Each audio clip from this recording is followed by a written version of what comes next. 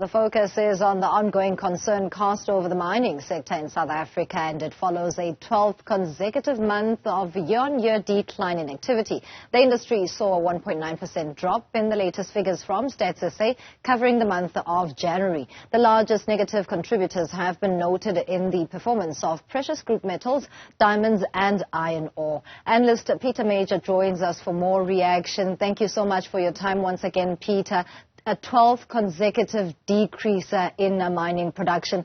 What state is the South African mining industry in? It's in a very tough phase.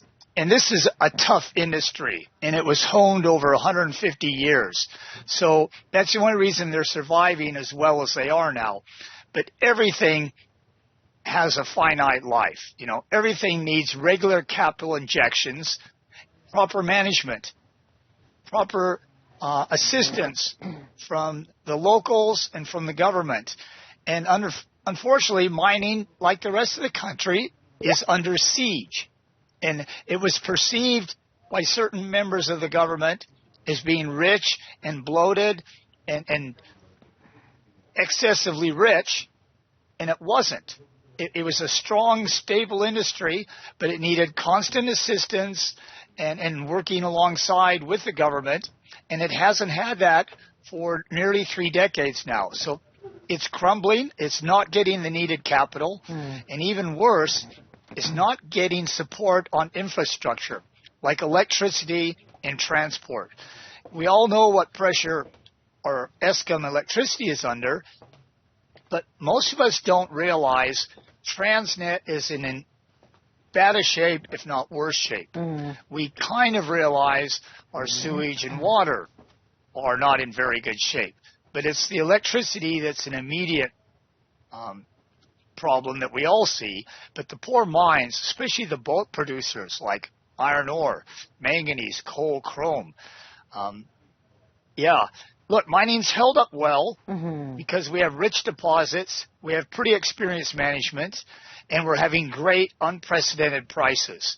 But we could be doing so much more. When we look at how Australia has grown, their coal sector is 4 times bigger than our whole mining sector.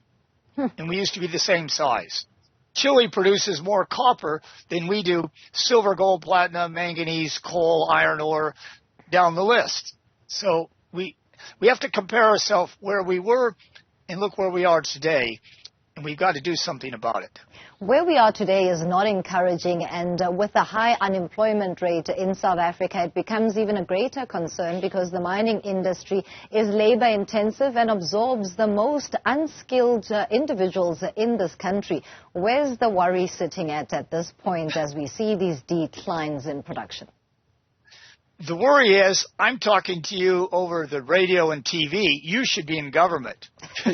You pointed out very clearly, mining was the greatest employer of unskilled labor, and they trained all those people. When I came here in '82, every man I saw on the mine was well-trained, well-experienced. They were hardcore, proven miners, and they cared for, what's the average, 5, 6, 7 people the average miner takes care of. They were getting training. They had career advancement in any direction they wanted.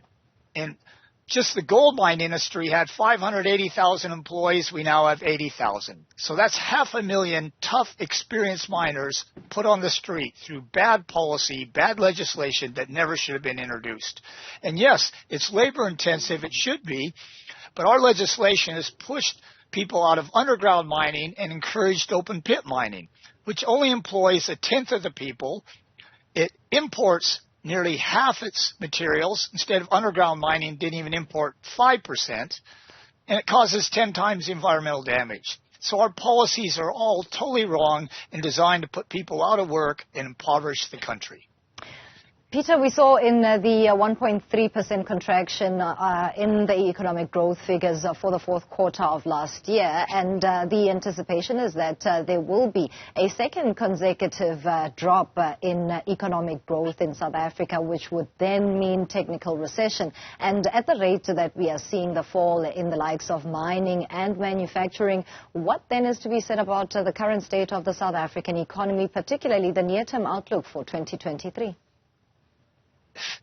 unless we change our policies, unless we encourage people to hire more people, unless we make it profitable, or not just profitable, we don't expect policy to make mines profitable, but they have to take off the manacles and the chains, and they have to encourage foreign investment by competing with the rest of the world. There's 200 other countries in there that also want foreign investment.